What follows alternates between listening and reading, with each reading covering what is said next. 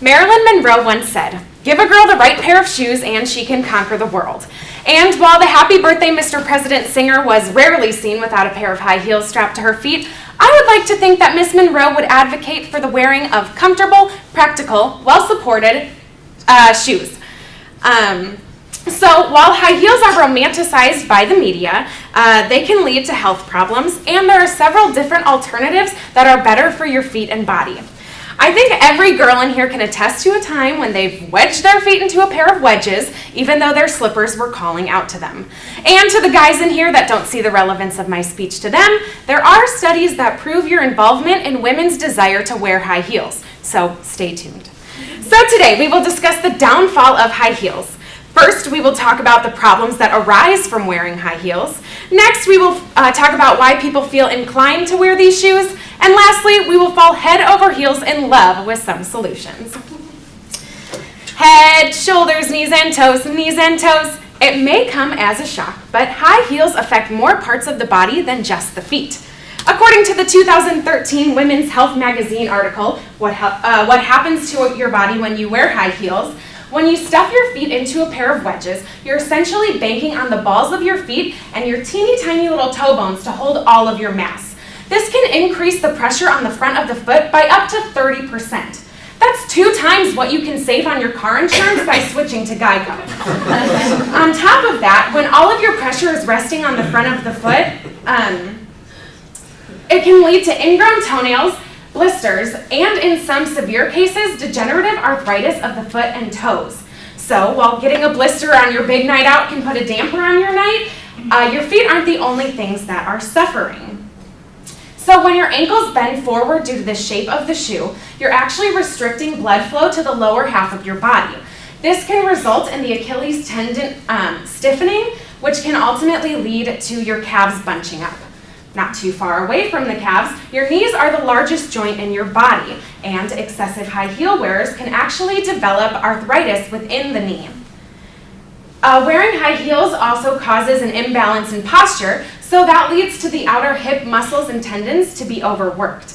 On top of that, since it causes your back to sashay unnaturally, you're placing pressure on your lumbar erector spinae muscle. So you're going to be waking up the next morning with a sore back.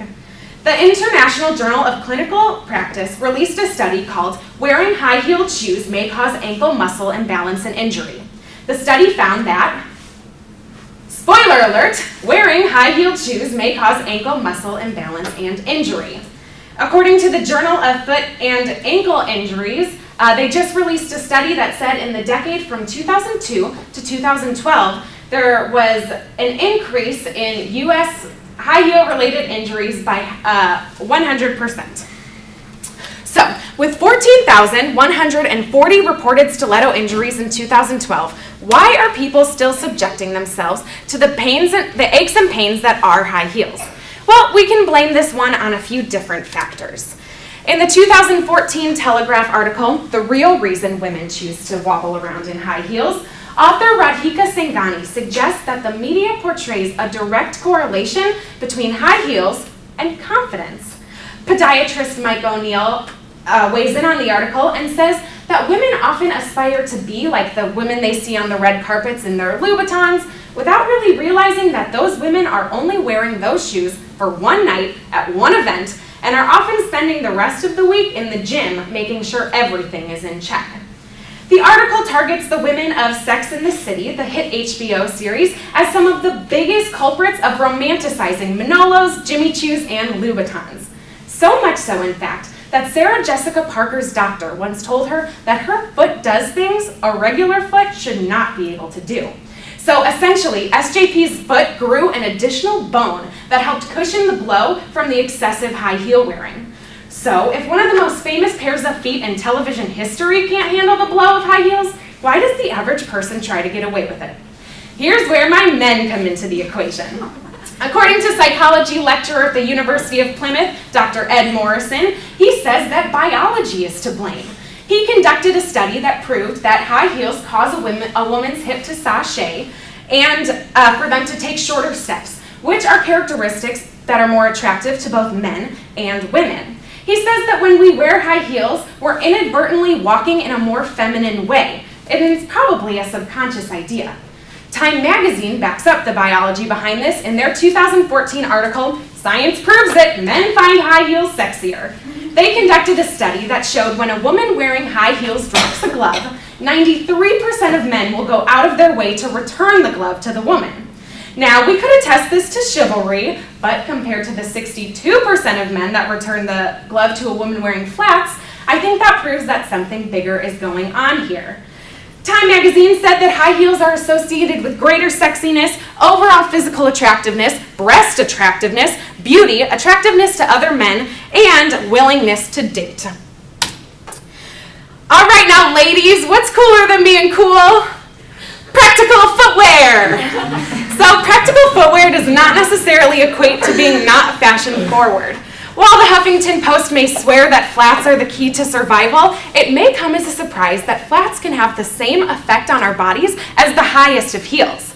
So the 2011 Shape magazine article, How to Wear Heels Without Pain, says that well-constructed and quality shoes are actually the way to go.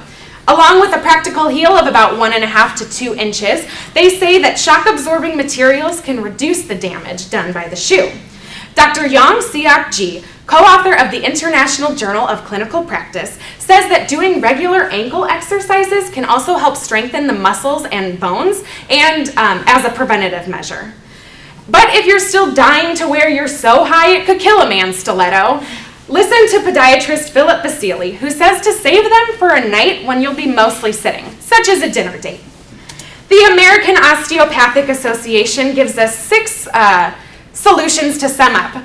So choose sensible shoes, wear soft insoles to reduce the impact on your knee, make sure your shoes are the right size, choose days when you'll be wearing shoes that you'll be doing limited walking or standing, be sure to alternate your shoes on different days, and be sure to stretch. So shoes are a daily constant in life that I'm sure many of us don't think twice about. So my call to action to all my ladies is to think twice before putting on your highest of heels. And for everyone in here, if you Google Dr. Scholl's coupon, you can currently get $10 off an orthotic insert. So today, just to recap, I discussed the problems high heels cause for our bodies, the reason we romanticize high heels, and some solutions for our aches and pains.